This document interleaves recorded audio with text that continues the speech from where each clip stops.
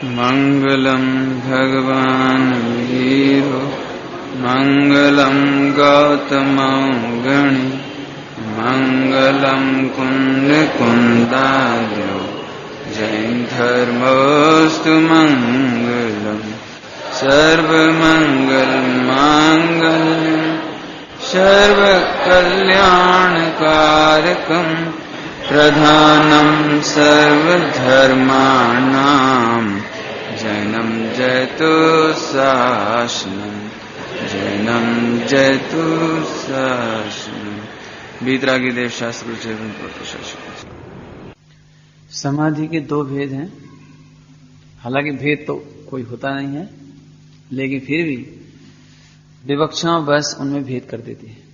समाधि तो एक ही प्रकार है, जब ज्ञान ज्ञायक स्वरूप में समा जाए, आत्म स्वरूप में समा जाए, उसका नाम समाधि। बाकी तो सब उपचार हैं।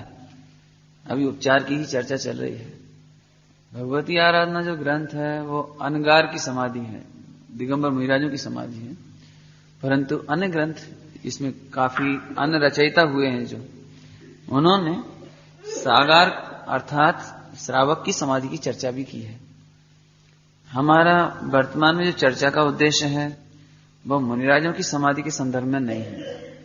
वह तो मात्र आदर्श के रूप में स्थापित किया है हमने, परंतु यहां पर सागार अर्थात आगार सहित घर में रहने वाला व्यक्ति वह किस प्रकार से समाधि करे उसकी चर्चा चल रही है। सागार समाधि, जिसके प्रकरण में हम निर्यापक की चर्चा कर रहे हैं कि निर्यापक कैसा होना चाहिए।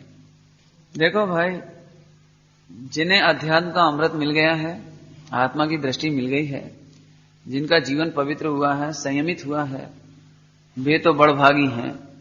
लेकिन जिन दर्शन तो सब पर करुणा करता है। इसलिए एक पॉइंट कल लिया था, उसको संक्षेप में फिर से लेते हैं कि कदाचित समाधि के अयोग्य हो। अब चूंकि घर की बात चल रही है, घर की बात, देखो जंगल में दिगंबर मुनिराज हो तो अपात्र मुनिराज कोई समाधि नहीं कराते हैं, लेते ही नहीं है, उनको स्वीकार ही नहीं करते हैं। अपात्र हो, अयोग्य हो, उद्दंड हो, अनुशासनहीन हो, सटावश्यक में सावधान ना हो, जिनके आचरण में सावधानी पूर्वक जीवन ना हो अर्थात प्रमादी जीवन हो, तो कोई भी मुनिराज उनकी समाधि नहीं कराते। कोई आचार उन्हें स्वीकृत नहीं करते हैं। वो तो आप भगवती आराधना में पढ़ना कि कितनी परीक्षा करते हैं उनकी, बहुत उनकी परीक्षा होती है, और तब भी आचार अपनी मर्जी से उन्हें स्वीकार कर लेते हैं, बल्कि अपनी मीटिंग बुलाते हैं, सबकी संघ की मीटिंग बुलाते हैं। देखो भाई, यह छपक आया है, समाधि की भावना है इनकी। जीवन में ये अच्छाइयां अभी देखने में आई हमें 3 दिन में। आप लोगों ने क्या देखा है? आप लोगों को क्या लगता है? क्या आप इनकी समाधि कराने के लिए उत्सुक हैं? क्योंकि यदि संघ में सभी समाधि कराने के इच्छुक ना हो तो फिर आचार्य की जिम्मेदारी हो जाने पर बड़ी तकलीफ होगी। क्योंकि जहां मनभेद या मतभेद हो जाएगा, मन निर्दोष समाधि कराना कठिन पड़ जाएगी। जरूरत इस बात की है कि समस्त साधु उत्साह से निर्यापन में सहयोग करें। इसलिए मीटिंग बुलाते हैं, सबसे सलाह मशवरा करते हैं, जो अच्छाइयां हैं, जो लाभ हैं, हमको क्या लाभ होगा, ऐसी महान समाधि कराने से आपको क्या फायदा होगा, सब समझाते हैं। और यदि उनके जीवन में कोई कमी हो तो वे स्वयं बता देते हैं आचार्य कि देखो भाई, इसके साथ तुम्हें ये तकलीफ आ सकती है, इसके शरीर की प्रकृति ऐसी है, इसका आचरण भूतकाल में मैंने ऐसा सुना है, ऐसा सुना गया है, इनके आचरण ऐसे थे, तो संस्कार बस ऐसा भी कर सकते हैं, ऐसे दोष लगा सकते हैं, ऐसा प्रमाद कर सकते हैं, अहंकार में भी चढ़ सकते हैं, माने जो भी कमियां उनके ज्ञान में आवे वो बता सकते हैं।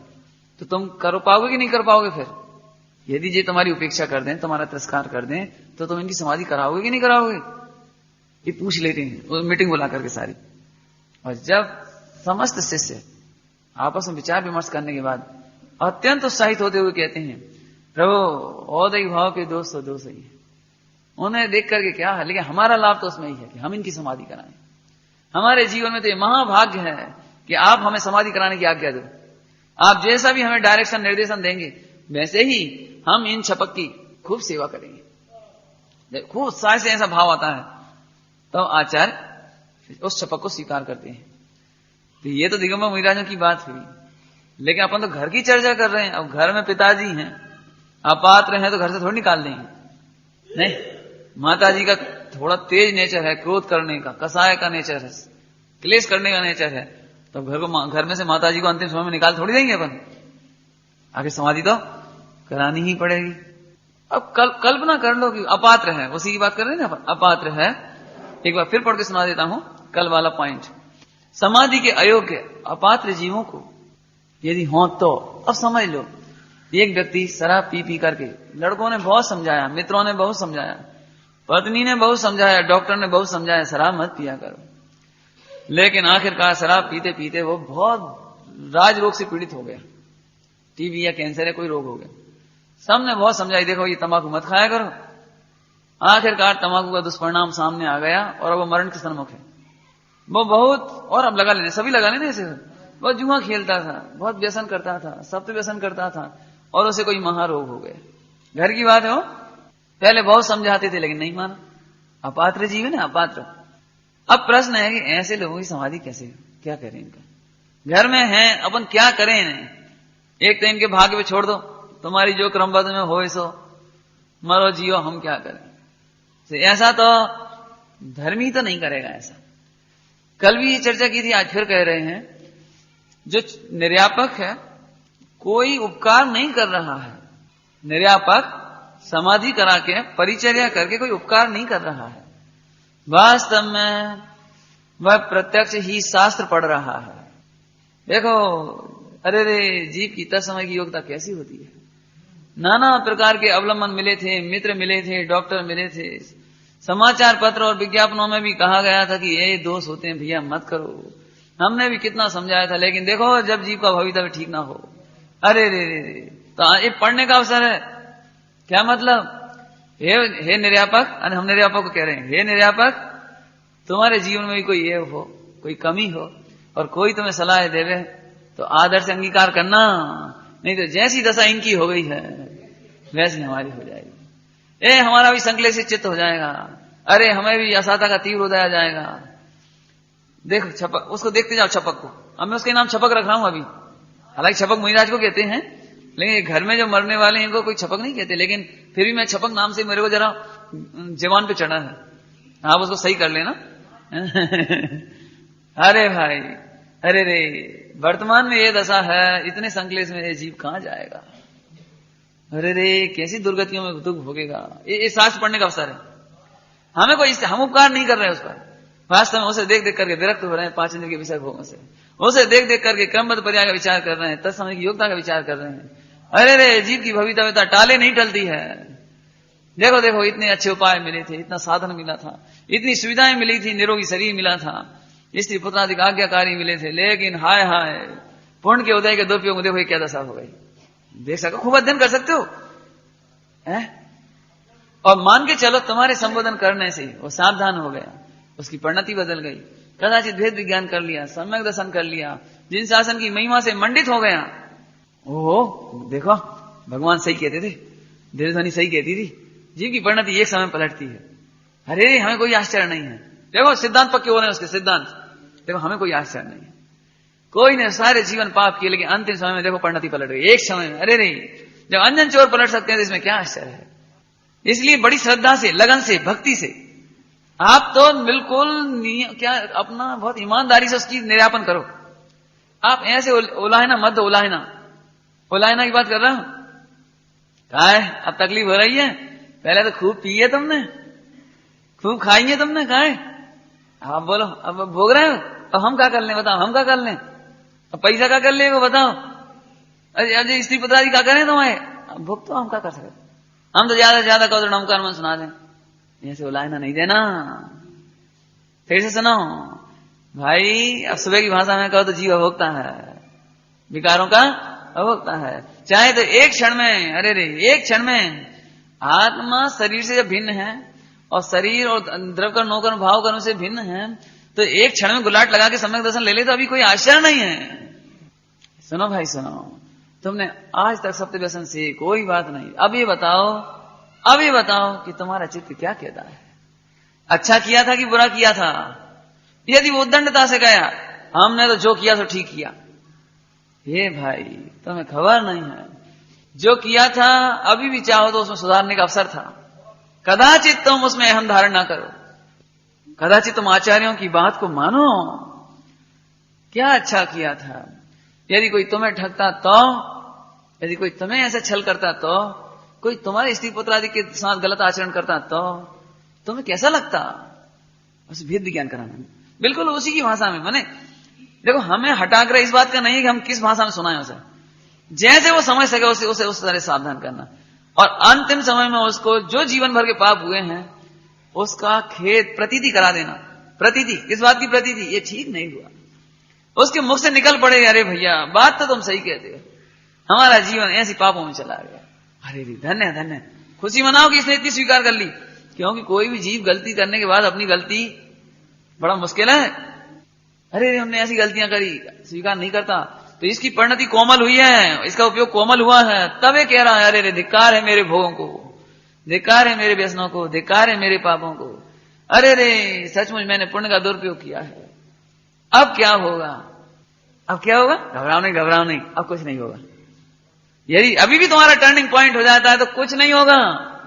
सुनो, यदि तुम उसकी अहम करके मरते उन पापों में, उन विकारों में जो तुमने सत्य व्यसन और अनंत पाप किए हैं, यदि तुम्हें उसमें ही आनंद बुद्धि होती और जो किया सो ठीक किया ऐसी बुद्धि होती, तो तुम अगली गतियों में बेभान गति में चले जाते। लेकिन तुम्हें यदि ये लग रहा है कि हमने गलत किया है और अब नहीं करना चाहता हूं, इसका मतलब भविष्य में अब तुम वो काम नहीं करोगे। यदि अभी भी तुम्हें लगता है कि अरे रे काश मुझे सुधरने का अवसर मिला होता, अभी भी इसको ऐसी प्रतीति हो जाए कि मुझे सुधरने का अवसर मिल जाता, तो मैं मौका नहीं चूकूंगा, मैं मौका नहीं चूकता। सच कहता हूं आपको, अब वो ऐसे स्थान पर जाने वाला है जहां मौका नहीं चुकेगा।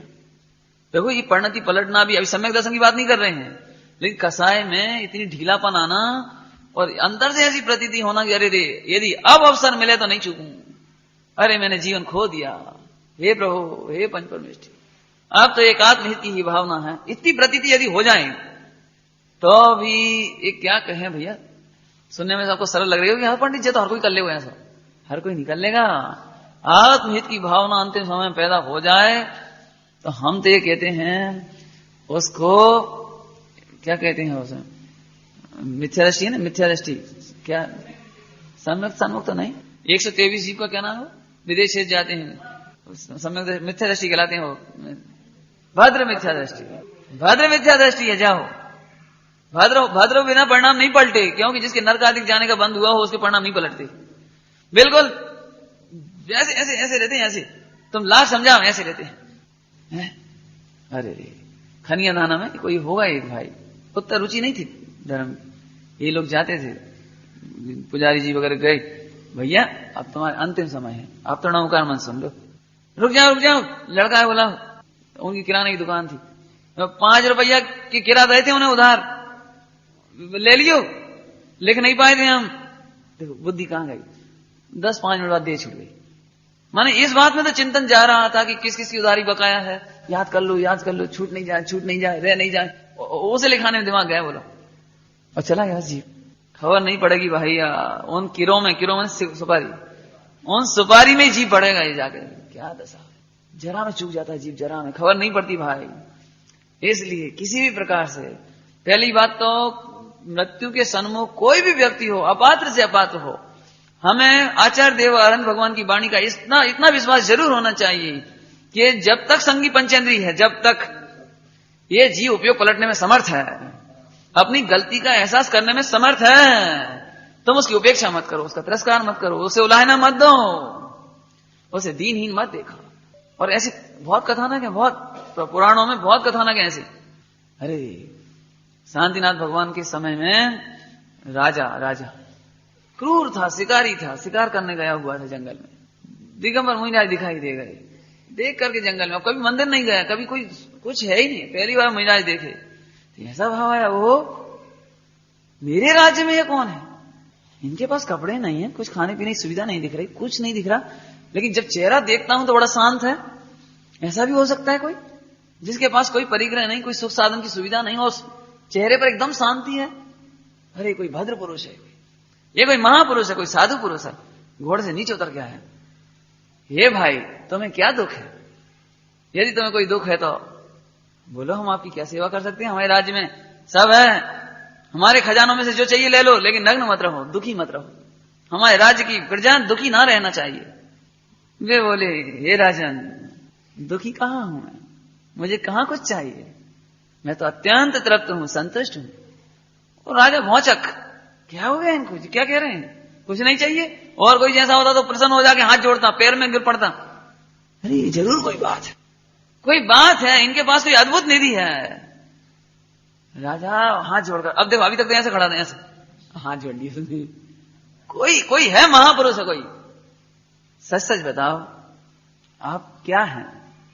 अब क्या बतावे मुझे, आज क्या बतावे भाई, मैं अपने गुरु के चरणों के प्रसाद से आज महासुखी हूं। कौन है तुम्हारे गुरु, कहां रहते हैं, तुम्हें याचना नहीं आ रही, तुम्हें कोई पैसा नहीं चाहिए, संपत्ति नहीं चाहिए, कपड़ा नहीं चाहिए, बड़ी प्रसन्नता से धूप में बैठे हो, बात क्या है, कहां है तुम्हारे गुरु। ओ हाँ, समोसरण की तरफ भेज दिया, समोसरण की तरफ, खुद ने नहीं बताया, खुद ने कुछ उपदेश भी नहीं दिया, उपदेश समोसरण की तरफ भेज दिया। अरे रे, उसे इतनी प्रसन्नता हुई कि आज मैं सच्चे गुरु को ढूंढूंगा, सच्चे गुरु को पाऊंगा। अब प्रतिज्ञा कर ली, जब तक दर्शन नहीं कर लूंगा। कहते हैं उसमें 3 दिन तक लगातार घोड़े पर चलता रहा, बीच में देवों ने भी उपसर किए, परीक्षा ली समझ लो, लेकिन नहीं, अब तो जाऊंगा। अरे सुनकर आश्चर्य होगा, वो जी जो कभी मंदिर नहीं गया, शिकार करने निकला था, क्रूर परिणामी था, भोगों में व्यस्त था, त्रस्त था, वो मान स्तंभ देखते से ओ हो सारा परिणाम दूर हुआ। प्रणाम करते से जहां उधर आए समोसरण में, अंदर 12 सभाओं में नग्न दिगंबर दीक्षा ले ली, 4 ज्ञान प्राप्त किए, मति श्रुत अवधि मन पर 4 ज्ञान प्राप्त हुए। क्षण भर में 4 ज्ञान, क्षण भर में सम्यक दर्शन। और वे बासुकीनाथ भगवान के गणधर हुए। क्या देर लगी बता, एक कथा क्यों सुनाई। कोई भी जीव जब तक संगी पंचेंद्री है, और क्या महाभाग की बात है कि हमारे कुल में है, हम तो कह रहे हैं हमारे कुल में ना हो, जैनी कुल में ना हो, अजैन हो, तो भी उसके प्रति भी वही आत्मिक दृष्टि रख करके जाओ तो उसके पास एक बार उसकी सेवा परिचर्या उसको बताओ, संबोधो तो, अरे तुम कौन हो, कौन हो। और वो सुनते से ही उसकी एकदम पलट गए। गौतम स्वामी कौन थे भाई, ग्रहित मिथ्या दृष्टि है, 500 है, 500 शिष्य, और बिल्कुल प्रबल कि मैं साक्षात वेदों का ज्ञाता हूं, कौन है कोई कुछ। लेकिन क्या बतावे भैया, एक क्षण में दशा पलटती है, मुनि दशा आ गई, 500 शिष्य भी दीक्षा ले गई और गणधर हो गए, और अंतर्मूर्ति में 4 ज्ञान के धनी हुए। ये 2 कथाएं सुनाई, ऐसी बहुत कथाएं जिनागम में हैं, शराबी, कबाबी, सप्तव्यसनी। अभी कथाएं मैं सुनाऊंगा आपको, इसमें जब पाठ पढ़ेंगे, बड़ा पाठ, समाधि मन का पाठ पढ़ें जब, उसमें कथाओं के नाम आते हैं। एक राजकुमार था, उसने तो केवल खेल खेल में ही, हंसी हंसी में ही मंत्री के पुत्र से कहा कि वो मंत्री ने हंसी हंसी में कहा, मंत्री के पुत्र ने, तुमने सब पढ़ाई तो पढ़ ली, चोर कला सीखी है। कह रहे नहीं सीखी। कहां होती है, क्या होती है चोर कला। तो ऐसे बोली बाती बातों में, ठीक है अब मैं तुम्हें चोर कला करके दिखाऊंगा, और तुम मुझे पकड़ नहीं पाओगे, पकड़ नहीं पाओगे तुम मुझे। और बस चोरी कला सीख गया और भयंकर चोरियां करे। अब वो आखिरकार उसने एक दिन वो यहां पे मंत्री का पुत्र मंत्री बन गया राजा का, और उसने पकड़ लिया उसको। कथा तो लंबी है, बाद में सुनाएंगे कभी। वो जो सप्तव्यसन में लगा हुआ था, रानी के गले का हार चुरा रहा था, और नाना प्रकार में कोई जीवन के कुछ ठिकाने नहीं थे जिसके। और वह जब चोरी में पकड़ा गया तब उसको एकदम वैराग पड़ना हुआ, और वह जीव उपसर की कथा में आता, उपसर केवली हुआ, मुनि दीक्षा लेकर के उपसर केवली होता हुआ भगवान बन गया। क्या 1-2-4 कथाएं क्यों बताई, ऐसे जिनागम में बहुत कथाएं। हमें आज क्या लगता है कि हम 25 साल से स्वाध्याय कर रहे हैं, सम्यक दर्शन पे पहला अधिकार हमारा है। यदि जीवन पलटेगा तो हमारा पहले पलटेगा, इसका नहीं पलट सकता। ये तो अभी अनछना पानी पीते हैं, ये तो कोको कोला पीते हैं, ये तो बाजार में खाते हैं, ये तो ऐसा करते हैं, अरे ये तो मंदिर ही नहीं आते हैं। सुनो भाई, 10 समय की योग्यता से एक समय में पलटता है। कभी कभी तो ऐसा लगता है, आप खुद देख लेना, जो शास्त्र स्वाध्याय कदाचित ना करते हो उनका जीवन इतना सरल होता है, वे प्रतिज्ञा तोड़ने के नाम से नहीं भैया भैया महान है जैन धर्म, महान है प्रतिज्ञा, हम तो भंग नहीं करेंगे, हम तो अपने परिणाम बिल्कुल भूलकर स्खलित नहीं करेंगे, ढीले नहीं करेंगे परिणाम ढीले करने की बात। और हम जो बहुत शास्त्र पढ़ते हैं ना, वो प्रतिज्ञा लेकर के भी उसमें ढीलापन आ जाता है।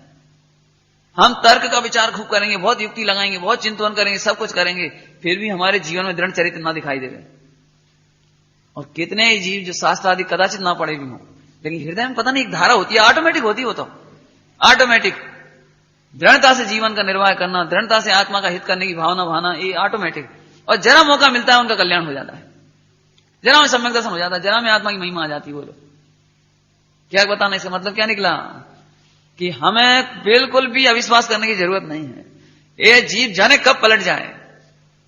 इसमें दो बात हुई, एक तो अपात्र होने पर भी उसकी निंदा, उसकी गिलानी, उससे कुछ नहीं करना, अपने को पूरे आदर से उसका उपकार करना। फिर से सुनो, हम उसका उपकार नहीं कर रहे हैं, वास्तव में हम स्वयं उपकृत हो रहे हैं। क्या कहा, अभी बहुत सारी बातें बता दी, उसको देख करके जाने कितने सारे सिद्धांत सीख लिए हमने, बोला कितना वैराग सीख लिया हमने, कितना अध्यात्म सीख लिया। असल में क्या है, जो अपने आत्म तत्व में सीरियस हैं, वे ही दूसरों का जीवन देख करके बहुत बड़े बड़े शास्त्र पढ़ सकते हैं, हजारों ग्रंथों का सार पढ़ सकते हैं। अब तो ताकत इधर ही है ना, असल में योग्यता के लिए निमित्त हैं, निमित्तों से काम नहीं। योग्यता होए तो उस निमित्त में भी बहुत विरक्त हो सकता है, आत्मार्थी हो सकता है, आत्मज्ञानी हो सकता है, संबल निद्रा कर सकता है, रत्नत्रय में दृढ़ हो सकता है। इसलिए उलायना भी नहीं देना उसको, समझ में आए ना। जिस प्रकार से बने उसको क्या करना, उसको पंच नमस्कार मंत्र आदि की महिमा, उनका स्वरूप वर्णन करना, उनके प्रति श्रद्धा कराना और भोगादि के प्रति असारता सिद्ध करना। इसकी चर्चा विस्तार से कल की थी अपन ने। और जिन शासन की दुर्लभ प्राप्ति है, बहुत अच्छी पंक्ति आती है ना विधान, वो उसमें 10 लक्षण पूजा में, अति महादुर्लभ, अति महादुर्लभ। उसके पहले क्या बोला है, जिन कुल सुकुल आयु निरोगता, श्री जैन भानी तत्व ज्ञानी भई विषय पयोगिता। ये महादुर्लभ भाई, महादुर्लभ है। ये किया नहीं, उसे प्रतीति कराना। देखो तुमने करोड़ों रुपया कमा लिया, उससे क्या सुख मिला तुम्हें। देखो स्त्री पुत्र डॉक्टर साहब हैं, बोलो कहां शांति मिली तुम्हें। बोलो अब देश से मृत्यु से कौन बचा सकता है। लेकिन एक बोधि दुर्लभ, इस एक सम्यक ज्ञान, ये जिन वचन ही परम उपकारी थे। देखो आज भी सर्वत्र दुर्लभ है। तुमने अवसर छोड़ दिया, कोई बात नहीं, अब सावधान हो जाओ। अब सुनो, तुम महाभाग जानो कि जाते जाते दे छूटते छूटते भी तुम्हें ये जिन वचन सुनने को मिल रहे हैं। ऐसे उसको दुर्लभता की प्रतीति कराना है ना, उसको आराधना करावे, गौरवान्वित करावे। अंत समय में नमोकार मंत्र ही शरण है, रक्षक है, औषधि है और उपाय है। बिल्कुल अपात्र की बात चल रही ना, इसलिए उसको नमोकार मंत्र की बात ली। नमोकार मंत्र का भी स्वरूप पहले बताया जा चुका है। केवल नमोकार मंत्र पढ़ना नहीं है और केवल ऐसी झूठे सच्चे किस्से नहीं सुनाना है कि नमोकार मंत्र जपते जपते जपते चला गया था। ऐसे भला नहीं होता। कोई नमोकार मंत्र का उच्चारण या सुनने मात्र से कल्याण नहीं होता, ध्यान रखना। अब यहां तो पंच परमेष्ठियों का बहुत स्वरूप जाने और वे ही 3 लोक में सर्वोत्तम आत्म तत्व हैं और वैसे ही आत्म तत्व मैं हूं। और उन्होंने ये बताया है 5 परमेष्ठियों ने कि तुम भी भावी सिद्ध हो, तुम भी शुद्धात्मा हो, तुम में कोई कमी नहीं है। तुम चाहो तो अभी भी 8 कर्मों को चकनाचूर कर सकते हो। ऐसे प्रबल सामर्थ्य के धनी हो तुम। ऐसी बात सुनकर के जो रोमांच आवे, इसका नाम है पंच परमेष्ठियों के प्रति श्रद्धा। ख्याल में आया? इतनी बात लेना उसमें, और इतनी बात नहीं लेना कि नमो हरिंद्र, नमो सिद्धार्थ, नमो हरियाणा। हाँ बहुत बढ़िया। पंडित जी क्या बताएं, हमारे पिताजी जैसी मृत्यु तो कोई की ना भाई, अंतिम समय में नमोकार मंत्र बोलते बोलते गए। कल्पना नहीं कर लेना तुम भैया। सुनो, तुम्हें पद की महिमा नहीं, उस पद में विराजने वाले उन शुद्धात्माओं की महिमा आनी चाहिए। है क्यों? रुपये की महिमा आती है तो रुपया शब्द की महिमा आती है। रुपया शब्द के चिंतन करते हो कि असली रुपया का चिंतन होता है। भोजन रसगुल्ला, तो रसगुल्ले एक शब्द का चिंतन करते हो, रसगुल्ला शब्द को जपते हो, तो रसगुल्ला शब्द की महिमा करते हो, ये उस पदार्थ की। दृष्टांत हो गए। ऐसे ही पंच परमेष्टि एक केवल नमोकार मंत्र माने शब्दों की महिमा नहीं। अभी भी बहुत बड़ी जैन समाज को केवल इतना अंधकार है कि साहब हम तो प्रतिदिन नियम से नमोकार मंत्र की माला फेरते हैं। बुरा नहीं मानना भाई, ये लिखा है पंच परमेष्टियों का स्मरण करो। स्मरण जपने का नहीं कहा है। स्मरण, स्मरण किसको कहते हैं? हम तुमसे कहें पिताजी तो तुम्हें अपने पिताजी का एकदम स्मरण आ जाता है। ऐसे ही उनकी महिमा, अपने पिताजी की गरिमा, अपने पिताजी का स्वरूप, उनका प्रेम, वो सब कुछ एकदम झलक जाता है। हम कहें शत्रु तो एकदम उसका संपूर्ण स्वरूप यहां झलकता है, तो एकदम द्वेष से भर जाता है। और पिताजी का तो ममता से भर जाता है। एक अच्छा वर्ड है। ऐसे पंच परमेष्टि कहने पर कैसा लगता था? एकदम रोमांच हो जाता है। ओ एकदम ऐसे उनकी बात कर रहे हैं, उनकी जैसे समझ लो 1-2 साल तक बिल्कुल नहीं आऊं इधर और अचानक आपको खबर मिलेगी आ जा रहे हैं, तो मेरा एक दृष्टांत नाम सुनते से क्या लगेगा? अरे अरे अरे अरे अरे एकदम सुनते से एक दृष्टांत हुआ। ऐसे पंच परमेष्टि कहने पर रोमांच होता है। जी पंडित जी तो कच्छु ही नहीं है। आनंद गुने श्रेष्ठ पंच परमेष्टि, उनका अनंत उपकार, उनकी अनंत शुद्धता, तुम्हें उनकी महिमा आती है, उसका नाम स्मरण है। कोरे मरे मन से क्या करें भैया, भाई 108 गुड़िया पूरे करने भाई के नहीं गए जी का है। ध्यान रखना भैया, ध्यान रखना, पंच परमेष्टि का स्वरूप स्मरण करने के लिए कहा है। पिताजी ने कहा बेटा तुम अभी तो हमारी नहीं सुन रहे हो, लेकिन एक दिन हमारी याद करोगे। अब क्या याद करोगे? जो कह रहे होंगे बेटा अच्छे काम करो, पढ़ो लिखो, खाओ पियो, जो भी कुछ है। तो बाद में क्या हो गया? तकलीफ हुई तो अरे पिताजी सही कह रहे थे, तो पिताजी के द्वारा बताई गई बात याद आ रही है। कोई पिताजी की रूप रंगत याद नहीं आ रही है। ये पिताजी कह रहे थे याद कर लेना हमारी, तो याद करो भैया पिताजी 5 फुट 10 इंच के थे। जय याद नहीं करने कि कबों कहूं भी जी कपड़ा पहनते, कबों कहूं जी कपड़ा पहनते, जे याद नहीं पिताजी की। अरे पिताजी कहते थे बेटा दुकान पे बैठना सीख लो, नहीं सीख रहे तो सुनो एक बात याद रखना, हम क्या जा रहे हैं, कभी भीख मांगना पड़े तो चूल्हा खोद के देख लेना। हाँ ठीक है ठीक है ठीक है। अब मर गए, भूल भुला गए। केयरलेस तो केयरलेस ही होते हैं, लापरवाह तो लापरवाह होते हैं। अब एक दिन सही में भीख मांगने लगे। एक लड़के को याद आई, याद करो पिताजी का कह रहे थे, पिताजी की याद करो। क्या याद करता है बताओ? पिताजी जी कह रहे थे बेटा भीख मांगो तो चूल्हा तोड़ लेना। जे पिताजी की याद है, कोई पिताजी की रूप रंगत शकल कपड़ा जी कोई नहीं। और जैसे चूल्हा फोड़ा, अब पिताजी पिताजी पिताजी पिताजी। अब क्या हुआ जी? सुनो, पंच परमेष्टि भगवान कह रहे हैं देखो सारे जीवन में तुमने यदि हमारा स्मरण नहीं किया तो मरते समय हमारा स्मरण कर लेना, याद कर लेना। हमारा क्या याद कर लेना?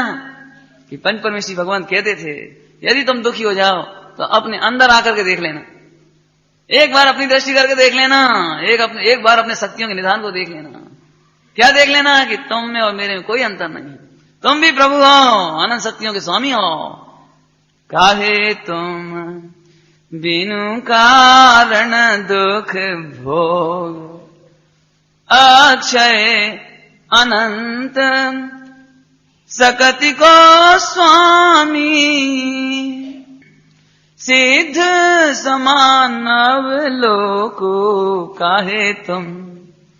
अरे तुम बिना कारण, आज कल की चर्चा में तो बहुत आ गया ये सुबह, अभोक्ता होने पर तुम बिना कारण दुख भोग रहे हो। सिद्ध समानव लोको काहे तुम बिनु कारण दुख भोग।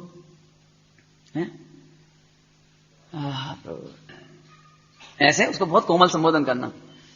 क्या करें भाई, आप फिर प्रथमानियों पढ़ो, वहां देखो किस तरह स्थितिकरण करते थे, किस तरह बात्सल्य करते थे। एक जम्मू स्वामी चले थे, जम्मू स्वामी चले भवदेव और भावदेव, तो दीक्षा लेके लेवा लगे भाई को। एक भाई ने दूसरे भाई को, भवदेव भावदेव दोनों दीक्षा ले जंगल में ले गए। 12 वर्ष तक उसको, वो शादी हुई और उसी दिन आहार दान दिया उसने। शादी हुई उसी दिन आहार दान दिया। वो कौन को? अपने भाई को। भाई माने मुनिराज। अब छोड़ने के लिए जंगल तक गए। अब मन में तो ये लड्डू फूट रहे कि आज हमारी शादी हुई है, पत्नी घर में आ गई है, अब कल्पना तो कुछ और चल रही, लेकिन वो जाते हैं छोड़ने के लिए। अब जंगल में छोड़ने गए और जंगल में गए से संबोधने लगे, हे भाई कहाँ भोगों में फंसते हो, क्या दम है। अब ऊपर से कोई कह सकता है बता, हम आपसे पूछें क्यों भोगों में सो गए, अरे पंडित जी नहीं है, अब जाइयो नहीं घर। और कैसे किया कि नहीं जाए। आखिरकार वो आचार्य के पास ले गया, शायद सुधर्माचार्य के पास ले गया और दीक्षा दिला दी। हाँ दीक्षा हो गई, अब दीक्षा तो हो गई, अब क्या करें, ऊपर से कैसे कहेगी मां सो गए। 12 वर्ष तक परिणाम खराब रहा। आखिरकार एक दिन वे दोनों उसी नगर में आए और ये तो आहार के बाद झट से मंदिर में गया, छोड़ करके ब्रह्मचर्य लेकर के आत्माराधना करना शुरू कर दिया। 12 वर्ष में वो सुंदरता नहीं रही। पहले तो ये हिसाब भी नहीं था कि लड़का लड़की देखने जावे, तो शकल देखी नहीं, नाम सुना था कि नाग श्री नाम है, इतना शकल तो देखी नहीं थी उसने। अब वो कैसे पहचाने इसको। आखिरकार इसने नहीं बताया कि मैं ही हूं। मन में शंका हो गई, ये मुनिराज उस स्त्री के बारे में क्यों पूछते हैं, हो ना हो यही है मेरे पति, और यही दीक्षा लेकर गए थे, लेकिन इनके परिणाम कहीं से चूक गए हैं। फिर देखो कितना कोमल संबोधन, आप जम्मू स्वामी चरित्र में पढ़ लेना, इतना कोमल संबोधन, अरे। और फिर उसने बड़े कोमल संबोधन से, और जब पूरा विरक्त कर दिया तब उसको ये कहा, तुम्हारी नागश्री यही है, बोलो इस देह में क्या रमने लायक है। अरे रे, ऐसे रत्नत्रय को ठोकर मारकर, केवल ज्ञान को ठोकर मारकर, प्रभुता को ठोकर मारकर तुम कहां भोगों के दलदल में आते हो। कदाचित तुम्हारे परिणाम अभी भी नहीं सुधरते हैं तो मैं तो तुम्हें अंगीकार करने में समर्थ नहीं हूं, मैं तो तुम्हें अंगीकार नहीं करूंगी। तुम चाहे भले ही मेरे परिणाम में मुनि दशा छोड़ो कि मत छोड़ो। अरे इतना बढ़िया संबोधन है उसमें पढ़ने जैसा। और आखिरकार वो परिणति निर्मल हुई, वापस गए आचार्य के चरणों में। 12 वर्ष के जो छूटे हुए परिणाम थे उनका प्रतिक्रमण किया, मुनि दीक्षा छेद करके फिर मुनि दीक्षा पक्की करी, और फिर तो अपना आत्म कल्याण कर लिया। ये क्या बता रहे हैं सारे ये मुझे ये बताना कि कितना ही स्खलित हो गए हों, कितना ही चूक गया हो जीव, कितना ही पाप कर बैठा हो, तो भी वह निंद नहीं है। तब देखकर बहुत दुख होता है। और बोलो कैसे कैसे पाप करे तुमने, अरे ऐसे उलाहना देने लायक। सुनो भाई, जो होना था वो तो हो ही गया। अब तुम अपने आप को दोषी अनुभव मत करो, पापी अनुभव मत करो भाई। पंच परावर्तन में इस जीव के ऐसे ही परावर्तन पूरे होते हैं भाई, लेकिन एक अभी बचने का अवसर है। अभी भी तुम्हें देवशास्त्र गुरु अच्छे लगे, आत्मा अच्छी लगे, जो पंच परमेश्वरियों का पंथ है वो ये तुम्हें अभी भी अच्छा लगे, कर नहीं पा रहे वो तो बात की बात है। तुम नहीं ले सकते मुनि दीक्षा, कोई बात नहीं, लेकिन तुम्हें अब क्या लगता है ये बताओ बस। जिस पंथ चले भगवंत वही आचार्य, ऐसा करके उसको लगाते हैं। माने कुल मिलाकर ये है, जैसे माता पिता अपने पुत्र को सही रास्ते पर लाने के लिए, हित के राह में लाने के लिए जिस प्रकार अंतिम प्रयत्न तक नहीं छोड़ते हैं। क्यों? जिससे आपको करोड़ों का फायदा होना हो। सुनो, नहीं ऐसा नहीं समझ में आएगी। आपने 1 करोड़ रुपए का उधार बांटा किसी आदमी को, और बहुत प्रयत्न करने पर भी नहीं मिल रहा है, तो फिर आप कब तक प्रयत्न करोगे कि हम तो अंतिम प्रयत्न तक करेंगे, अंतिम प्रयत्न तक हाथ जोड़ के, पैर पड़ के, कोई से समझा के, बुझा के, आधा ही दे दे, पौना ही दे दे, जितना दे। माने अपन क्या करेंगे, माने जितना भी हमें मिल सकता हो अंतिम प्रयत्न तक करेंगे। ऐसे ही हमारा निर्यापक का तो इतना ही कर्तव्य है कि वो कितना ही पापी रहा हो, लेकिन जितना भी हित हो सकता हो उतना करने के लिए चेष्टा करेंगे, ना कि उसकी निंदा करेंगे। कल बहुत सुंदर वाक्य बोला था, ऐसे वचन तो हर कोई बोल देता है जिससे पामरता का बोध हो जाए। दीनहीन करने वाले वचन तो कोई भी बोल देता है, लेकिन धन्य है उनके वचन जो प्रभुता का बोध कराते हैं, महानता का बोध कराते हैं, उसकी दीनताहीनता हर लेते हैं। इसको कहते हैं अमृत वचन। मुख चंद्र थे अमृत झरे। ख्याल में आया? अच्छा, तो ऐसे अब ये तो ये प्रैक्टिकल करना अपने घरों में। एक शपथ तो ले ही लो कम से कम। मैं तो अंतिम दिन जाते समय पूछूंगा आपसे कि भाई तुम हमें कुछ मत दो, इतनी तो हमको कम से कम दक्षिणा दे दो कि अपने घर में अपने माता पिता हो, कोई पुत्र हो, कोई रिश्तेदार हो। देखो इसमें तुम्हारा बहुत हित है, तुम भली पूर्वक जितनी ताकत हो उतना निर्यापन करने की चेष्टा करना। ये तो संस्कृति का नाश हो गया, सच्ची बात बताएं। कि माता पिता तड़प तड़प के मरते हैं, जिन्होंने करोड़ों रुपए बच्चों को दे दिए, उनके माता पिता नमोकार मंत्र के लिए तरस जावे, मंदिर जाने के लिए तरस जावे, छने हुए जल के लिए तरस जावे। सुना, तुम उन्हें कुछ नहीं दे सकते हो, तो उनके करोड़ रुपए के बदले में तुम्हें इतना तो उपकार करना चाहिए। देखो, तुम करोगे तो तुम्हारे बच्चे देख लेंगे, अरे हमारे पिताजी भैया माताजी पिताजी खूब सेवा करते थे, खूब सेवा करते थे, तो भी करेंगे। और तुम उपेक्षा करोगे, जब पूछिया दद्दा से चाय पीने हुए थे, अब मरना सन है, और तुमने बच्चे से ऐसा कहा, बच्चा भी गया, भाई दद्दा अम्मा पूछे चाय पीने का, कैसी उपेक्षा से। अरे अब बच्चा सीख गया, जिस संस्कार सीख गया वो, कि माता पिता मरना सन की कैसी हालत कर देते हैं, कैसी उपेक्षा करते हैं, कैसा अनादर करते हैं। सुनो, अब यही नंबर तुम्हारे ऊपर आने वाला है। ये तो बहुत पहले से कह चुका हूं, उपेक्षा नहीं करना, बिल्कुल उपेक्षा नहीं करना। ख्याल में आया भैया? अब अगला लेते हैं, आगे चर्चा लेते हैं। बहुत बढ़िया पॉइंट है। अत्यंत व्याकुल दशा में मात्र शुद्धात्मा की चर्चा या सूक्ष्म अध्यात्म की चर्चा करने योग्य नहीं है। देखो, एक बहुत महत्वपूर्ण बात बता रहे हैं आपको। जीव बेचैन एकदम तड़फड़ा रहा है, वो उपयोग बिल्कुल शांत नहीं है, और तुम उसे सुना रहे हो, क्यों? शुद्धात्मा हो, भगवान आत्मा हो, जाननार चढ़ाए है, जाननार जानने में आ रहा है। देखो, ये ज्ञान ज्ञान ज्ञान की परिणति देखो। अब उसको तो अंदर बहुत वेदना हो रही है, वो उसको उपयोग नहीं लग रहा तुम्हारी बात सुनने। भैया तुम चुप रहो, रहने दे, हम नहीं सुनने, हम क्या है, हम क्या है। तो यदि उसकी इस तरह से उपेक्षा आ गई, तो 3 लोग में जो अमृत वचन थे, उनका ही अनादर होने से उसे महापाप का बंध होगा।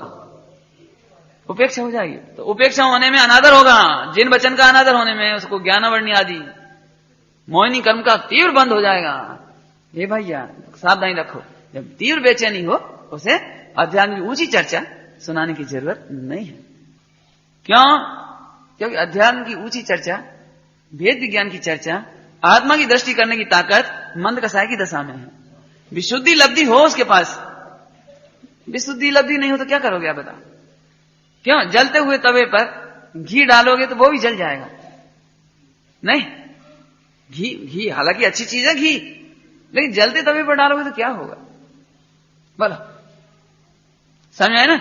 इसलिए अत्यंत व्याकुलता की दशा में मात्र शुद्धात्मा की चर्चा या सूक्ष्म अध्यात्म की चर्चा योग्य नहीं है, क्योंकि जिस प्रकार पात्र के परिणाम लगे वैसा उपाय करना चाहिए। इसीलिए निर्यापक को मनोदशा जानने में एवं चारों अनुयोगों के प्रयोग करने में दक्ष होना चाहिए। इसकी चर्चा अपन पूर्व में खूब कर चुके हैं, जब हमने कहा था ना, ज्ञाता हो, शास्त्रों का ज्ञाता हो, अभ्यासी हो। तो वही बात यहां पर कहते हैं कि उसको जिस प्रकार से पहले तो उसकी परिचर्या करे, कोरा संबोधन नहीं, साथ साथ परिचर्या करता जाए, सहानुभूति देता जाए। भैया तेरा कष्ट तो हम जानते हैं, सचमुच और कोई होता तो बहुत चीखता चिल्लाता, सह नहीं सकता था, लेकिन तुम मां समर्थ हो, संयमी हो, तुमने सारे जीवन जैन शासन की सेवा की है, तत्व का अभ्यास किया है, इसीलिए तुम्हारे परिणाम इतने शांत हैं। और कोई जीव इतनी शांति से नहीं रह सकता था। पहले तो उसे सहानुभूति दो थोड़ा सा, और फिर देखो भाई, रो करके भी ये कष्ट तो कम नहीं होगा। देखो भाई, कर्मों का उदय विचारने से भी यह कष्ट कम नहीं होगा। आखिरकार तो पंच परमेष्टि और शुद्धात्मा के सिवा तीसरा कोई शरण नहीं है। इसलिए व्यर्थ ही आकुलता मत करो। व्यग्र न हो, क्षुब्ध न हो, चिदानंद रस सहज पियो। हे चेतन तुम शांत चेत हो, क्यों न करो कुछ आत्म विचार। बार बार मिलना दुर्लभ है, मोक्ष योग्य मानव अवतार। हे भाई, हे पिताजी, हे माताजी, अब कब तक देह में हम ऐसे उसको बहुत धीरे संबोधन, और फिर थोड़ा उपयोग पलट के भक्ति आचार्यों की कोई कथा, और फिर धीरे से अरे रे अब बोलो, अब क्या करना है बोलो, वेद विज्ञान करना है, देखो हम कराते हैं, घबराओ नहीं, हम कराते हैं। फिर उसको भेद विज्ञान की चर्चा सुनाए। भैया जैसी चर्चा चल रही है ना, यदि आपने वाकई में ऐसी कर ली तो आप झूठ नहीं कहते हैं, अल्पकाल में आपकी मुक्ति है, क्योंकि बहुत पवित्र परिणाम ही होगा वो। इतनी मेहनत करेगा, मेहनत बहुत है, बहुत मेहनत, मैं जानता हूं इसमें बहुत मेहनत है। करोड़ रुपए कमाना सरल है, सारे देश को चला लेना सरल है, लेकिन एक छपक का परिणाम कोमल कराने में जितना परिश्रम होता है उससे भी कहीं ज्यादा है। क्यों? अंतर में बहुत भक्ति हो, वैराग्य हो, संयम हो, गंभीरता हो तो करावे, कौन करावे। देखो अगला, जो कुछ भी सुनाया जावे वह उसका कितना एवं किस जाति का भाव ग्रहण कर रहा है। क्या कहा? यहां से नहीं कि उसे समय सारी गाथा सुनाना शुरू कर दी। ऐसा हो जाता है, अपन बीमार होके देख लेने का हो गए, मतलब जब हो सब बीमार हो तो लेट, अब लेट होगी और क्या करोगे। अब किसी से कहना जरा छठा वो कोई समय सारी की गाथा सुनाना भैया, वो 144 बहुत प्रिय है मुझे, वो छठी गाथा सुनाना। आप सही देखना, वो छठी गाथा उसकी टीका और सब पढ़ के सुना देगा, लेकिन आपको 1% रस नहीं आ पाएगा। मैं क्यों कह रहा हूं ये बात? इससे ये बताना है कि कोरस सुनाने में विश्वास मत रखो। तुम जो सुना रहा है उसकी क्या प्रतिक्रिया उस पर हो रही है, उसे अच्छा लग रहा है कि नहीं लग रहा है, उपेक्षा कर रहा है, प्रमाद कर रहा है। कई बार तो ऐसा होता है, तुमने सुनाना शुरू करा और बिल्कुल अच्छे से लेट गए, बिल्कुल फ्री हो गए, आंख बंद और आराम से सो ही गए, और तुम सुना दे रहे, सो नहीं पाए, प्रमादी नहीं हो जाए, जरा आंख लगे, सिर पे हाथ फेरो, क्या है भैया सिर दुख रहा होगा, समझ में नहीं आ रही, सुन नहीं पा रहा है, उपयोग नहीं लग रहा तो नहीं सुनाए, बोलो नहीं सुनाए, कोई जरूरी थोड़ी है। और लेकिन सुनाने वाले को क्या लगता है, ये तो भक्त हमारा अधूरा ही छोड़ दें, लेकिन अधूरा तो छूटेगा, वो तो सो ही गया है, वो सुन कहा रहा है। अरे लोगों को क्या हटाकर रहता है, वो पाठ तो मुझे पूरा करना पड़ेगा। इसलिए फिर क्या होता है, अगली बार उन्होंने कही कि बेटा समाधि पाठ सुनाइए, हाँ रहने दे, सो तो जा, था तुम तो सो जा, हमें पढ़ने पड़ा पूरा। इसलिए बहुत बहुत 2 लाइन सुना भैया, धीरा सा अर्थ कर दो, थोड़ा सा अर्थ कर दो, और फिर उनसे पूछो भैया समझ में आ रहा है, उपयोग लग रहा है, जरा तुम उसके चेहरे को पढ़ते रहो, मनोदशा देख लो, समझ भी रहा है कि नहीं समझ रहा है, बोलो ऐसे उसको देख लेना चाहिए। अब यार मानी चलो एक प्रैक्टिकल है थोड़ा सा, अपन अच्छी बात सुना रहे और वो सो गया, या माने लापरवाही से सुन रहा है, धीरे से कहो ओ आग लग गई चौका में, क्या होगा, कैसे जल गए। अब देखो उसके चेहरे का एक्सप्रेशन देखो, एकदम जाए का हुई।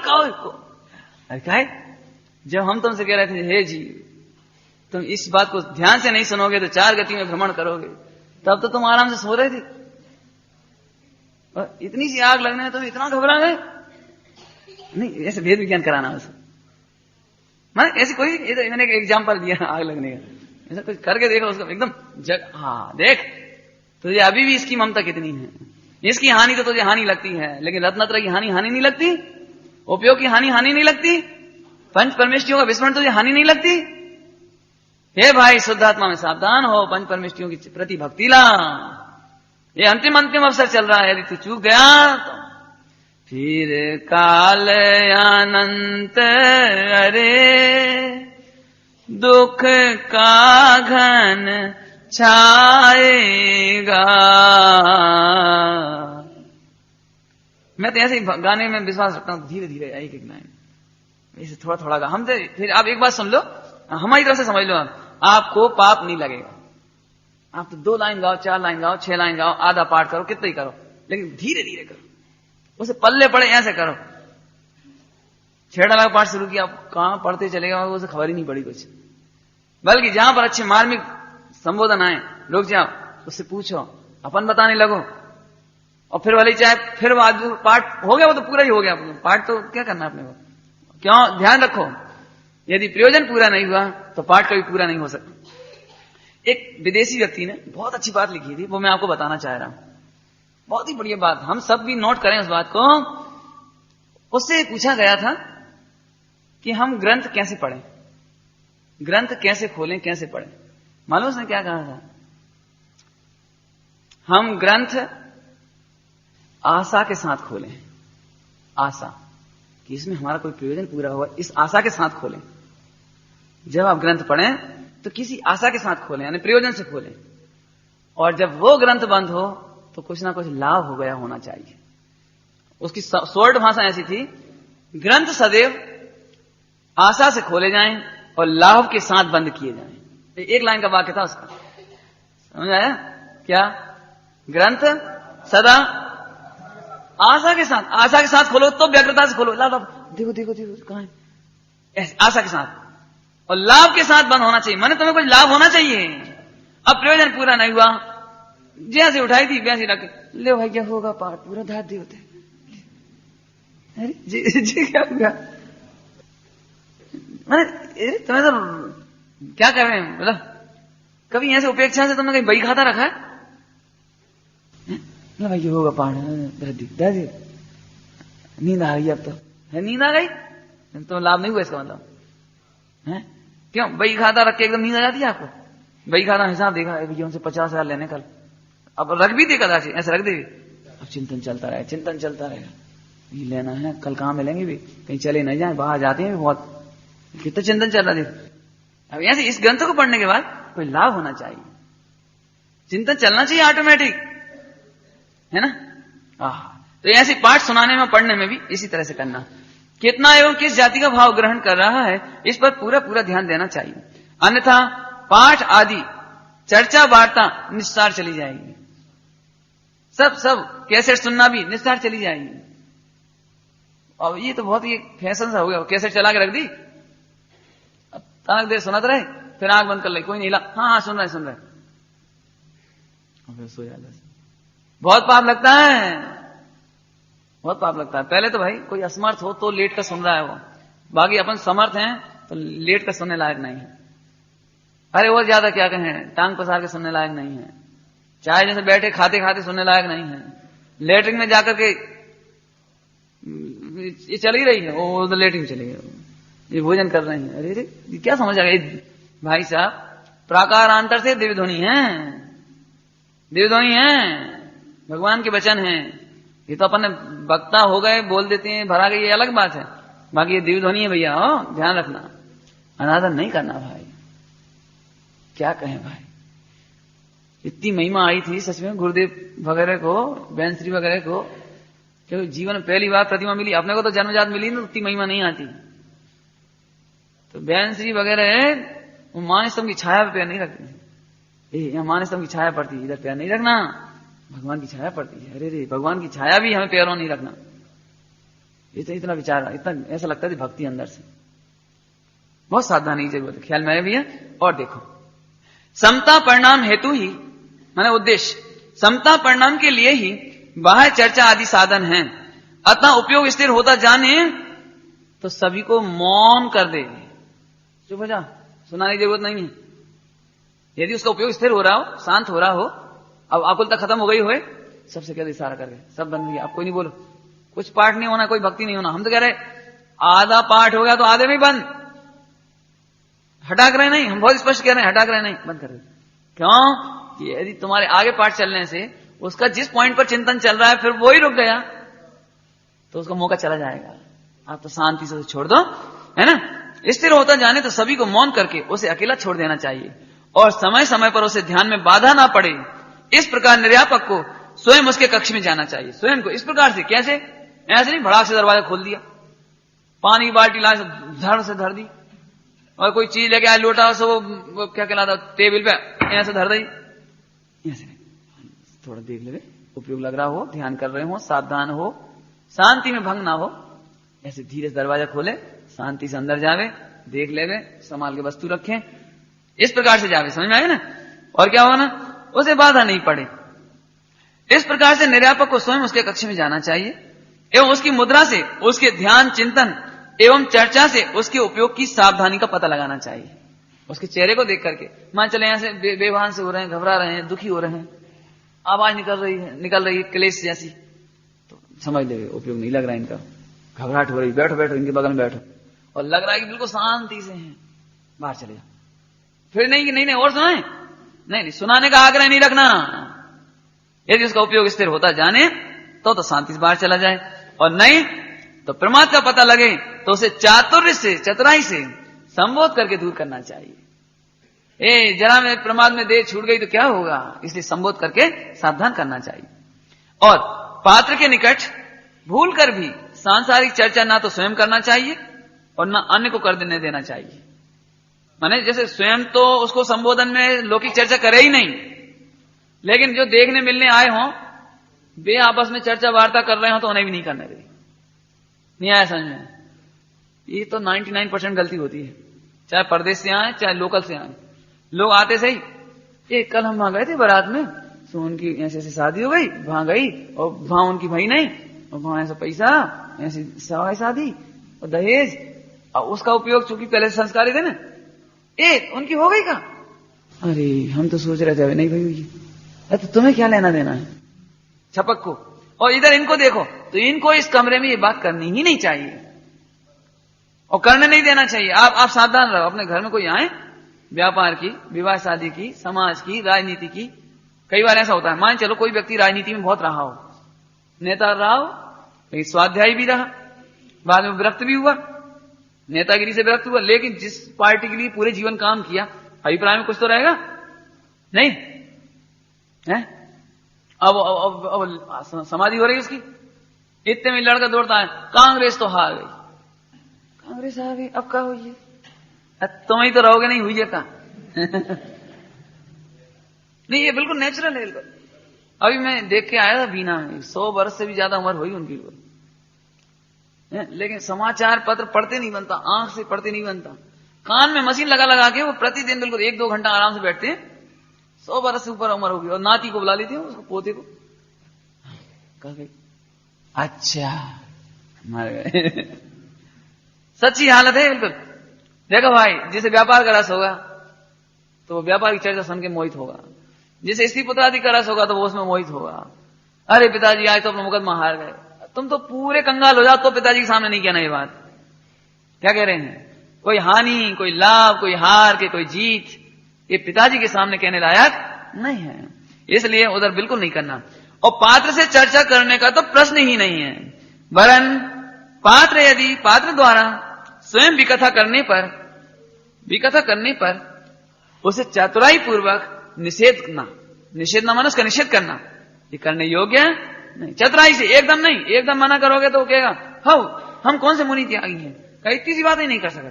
अरे हमारी तो मोड़ा मोड़ी है, उनकी इतनी सी बात नहीं कर सकते, हमने इतनी करोड़ रुपये इकट्ठे करो, अब नुकसान हो जाए तो इतने विकल्प ही नहीं कर सकते कि भाई साहब ना तो तुमने कमाए हैं और ना करोड़ रुपये तुम आए हैं, और अब जाने वाले हो तो ये विकल्प भी किसी काम के नहीं है। लेकिन ऐसे नहीं कहना सीधे सीधे, अब क्या सीधे कहोगे सो तो वो कुछ काम नहीं है। फिर उसको चतुराई से, बड़े धीमे से, पहले तो समाचार ही नहीं पहुंचने दो वहां तक, अब पहुंच भी गया हो तो अब उसका चेहरा देखो क्या करता है, दुखी हो रहा है, अरे बहुत बुरा हो गया, क्या करें अपन, क्या कर सकते, बहुत आवारा हो गया ये लड़का, हम पहले से ही समझाते, देखो बेटा संभाल लो, मर जाए तो सब गंवा दोगे, सच्ची बात है, देख लो मरते मरते वो मालूम पड़ गई हमें, और ऐसे केला पड़ा है समझ लो। तो अब आप उसका चेहरा देख करके धीरे से संबोधित, देखो भाई चक्रवर्ती जब मरता है ना तो छठी पीढ़ी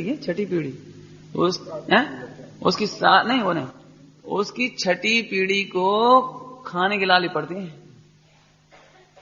चक्रवर्ती की छठी पीढ़ी को खाने के लाले पड़ते हैं, नाना के घर से भोजन आता है। जब चक्रवर्ती के परंपरा में ये हो सकता है, शांतिनाथ, कुंथनाथ, अरनाथ, तीर्थंकर और चक्रवर्ती और कामदेव, जब उनकी परंपरा में भी छठी पीढ़ी को खाने के लाले पड़ गए, तो तुम कौन हो भाई, तुम कब तक इसकी चिंता करोगे? 1 मिनट में देह छूट जाएगी, उसके बाद ये नुकसान होता तो तुम क्या कर लेते? तुम्हारे 1 मिनट बाद हो जाता तो। इसलिए मैं एक बात बहुत पहले कह चुका हूं मैं आपको कि समाधि मरण करने वाला ये समझ ले कि मर चुका हूं, अब इस घर की हानि से, फायदे से मुझे कोई मतलब नहीं, मर चुका हूं, इतना बिल्कुल पक्का, तब समाधि करने के लिए लायक हो जाएगा, है ना। इस तरह से उसको बहुत प्रकार संबोधना, भाई देखो भाई अभी भी प्रणाम करोगे तो कहां जाओगे तुम, इस तरह से उसको संबोध देना, लेकिन बहुत धीरे से, एकदम मना करोगे तो नहीं मानेगा, ये बात तो पक्की, अपन ही नहीं मानते, हमारी चप्पल चोरी चली जाए और तुमको अरे पंडित जी सब क्रमबद्ध है, तो ऐसी अंदर से गुस्सा सी आएगी, हमें क्रमबद्ध बता रहे थे,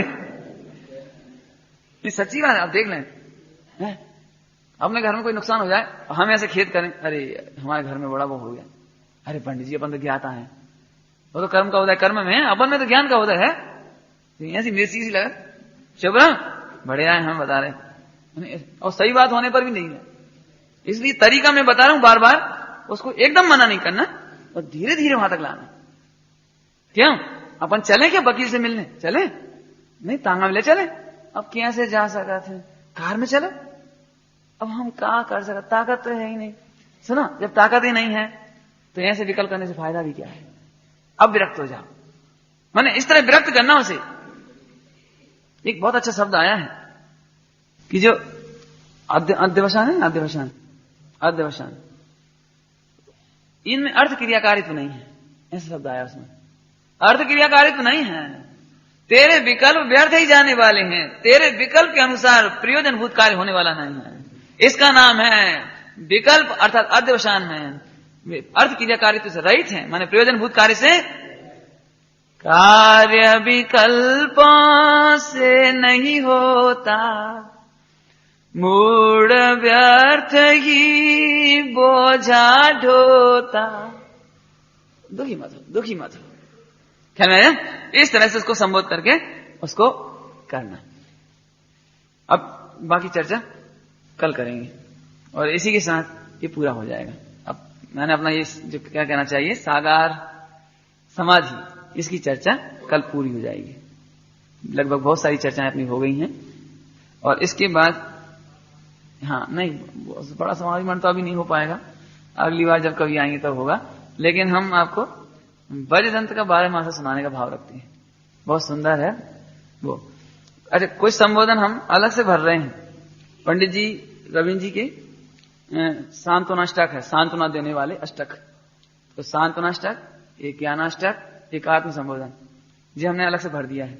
और बीच बीच में जैसे मैं यहाँ संबोधन करता हूँ ना यहाँ पे, तो ऐसा उसमें थोड़ा थोड़ा संबोधन लिया है, शब्दों का अर्थ लिया है, पद्यों का अर्थ ले लिया है थोड़ा थोड़ा बीच में, तो वो अलग से कर दिया है। क्योंकि अब यहाँ तो सारे चला नहीं सकते ना एकदम, तो अलग से बैठ के कर लिया है कुछ तो।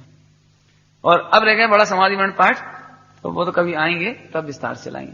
परसों से तो अपन वज्रदंत का 12 मासा लेंगे, बहुत सुंदर है। ओम नमः सिद्धि। दिन रात मेरे स्वामी मैं भावनाए भाऊं, देहांत के समय में तुमको न भूल जाऊं। शत्रु अगर कोई हो संतुष्ट उनको कर दूं, समता का भाव धर कर सबसे क्षमा कराऊं। त्यागूं आहार पानी औषध विचार अवसर, टूटे नियम न कोई दृढ़ता हृदय में लाऊं।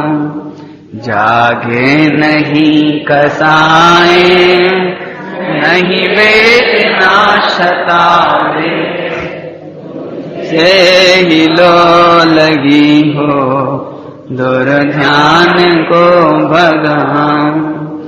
आत्म स्वरूप अथवा आराधना विचारूं, अरहंत सिद्ध साधु रटना यही लगाऊं। धर्मात्मा निकट हो चर्चा धर्म सुनावे, वो सावधान रखे गाफिल न होने पाऊं। जीने की हो न वांछा, मरने की हो न ख्वाहिश, परिवार मित्र जन से मैं मोह को हटाऊं। भोगे जो भोग पहले उनका न होवे सुमिरन, मैं राज संपदाया पद इंद्र का न चाहूं। रत्नत्रय का हो पालन, हो अंत में समाधि, शिव राम प्रार्थनाए जीवन। दिन रात मेरे स्वामी मैं भावनाए भाऊं, देहांत के समय